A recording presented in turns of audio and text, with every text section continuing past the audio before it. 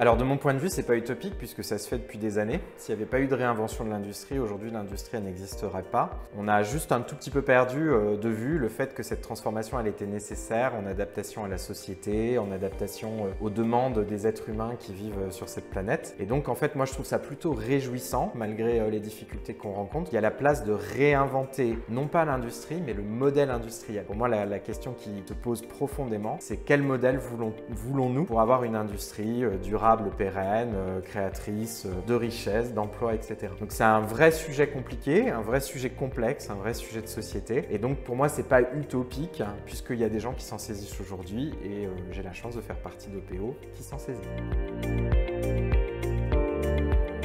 Alors, je suis particulièrement heureux d'avoir participé au MOOC parce que c'est la mise en exergue de la question du leadership dans la question industrielle qu'on a voulu mettre en œuvre par rapport à ce que j'ai pu proposer. Et pour OPO, c'est en fait l'arrivée de ces sujets-là de manière claire et je dirais visible au sein de notre pratique de transformation. Donc je me réjouis de deux choses. La première, c'est qu'on se rende compte que le capital humain, les questions de gouvernance et les questions d'incarnation, je dirais, de ce qu'est l'industrie du futur soient au cœur de notre sujet. Et le deuxième, le fait qu'on les intègre en tant qu'offres, propositions et compétences dans le cabinet.